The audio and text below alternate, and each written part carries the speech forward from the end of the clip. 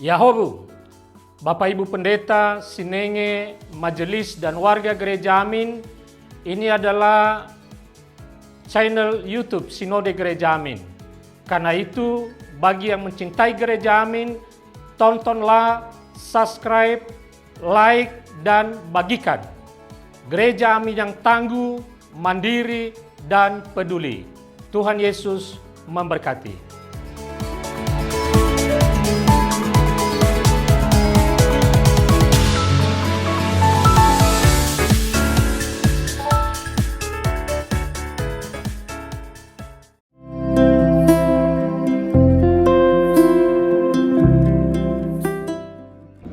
Hai teens, jumpa kembali dalam acara TFC.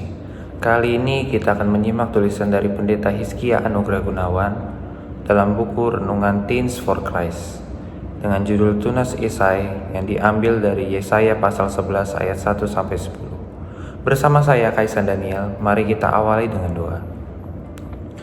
Tuhan Yesus Kristus Allah yang baik, terima kasih atas penyertaan-Mu di sepanjang hari-hari kami hingga saat ini.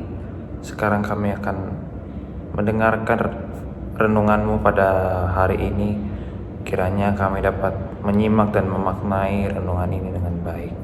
Di dalam nama Tuhan Yesus Kristus, Juru Selamat yang hidup. Amin. Yang akan menjadi pusat perenungan kita adalah dari Yesaya pasal 11 ayat 1. Saya akan membacakan untuk kita semua.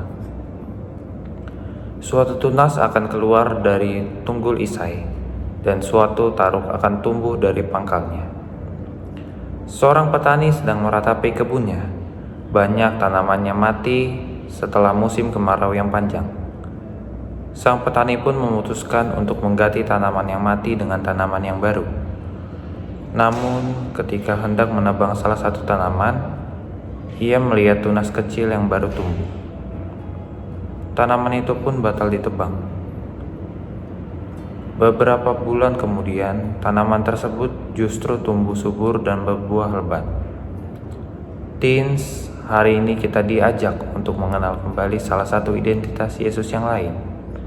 Yesaya menubuatkan bahwa Mesias yang akan datang disebut sebagai Tunas Isai. Selama ini sosok yang dikenal sebagai Tunas Isai adalah Daud, orang Isai atau anak Isai.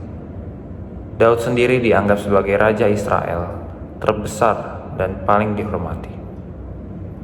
Orang Israel merindukan kejayaan kerajaan seperti pada masa pemerintahan Daud. Namun kerinduan ini bagaikan mimpi di siang bolong. Saat itu para pemimpin Israel yang merupakan keturunan Isai dikenal bobrok.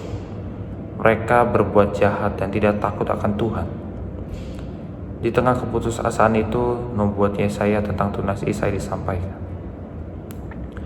Mesias akan datang bagaikan tunas yang muncul dari pohon yang hampir mati.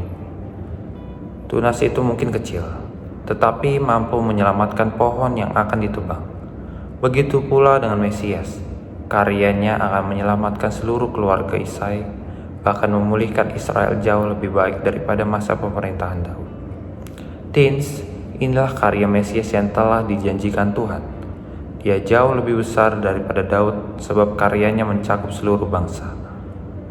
Jika seluruh kehidupan sedang penciptaan diibaratkan sebagai satu pohon besar, maka tunas itu menyelamatkan seluruh pohon dari kematian. Itulah karya Kristus, Mesias, Sang Tunas Isai. Inilah yang perlu kita pegang sebagai pengikut Kristus. Keselamatannya melampaui segala bangsa dari zaman. Tidak ada sia-sia saat kita mengikuti Yesus, meskipun kedatangannya kembali tidak terjadi pada masa hidup kita.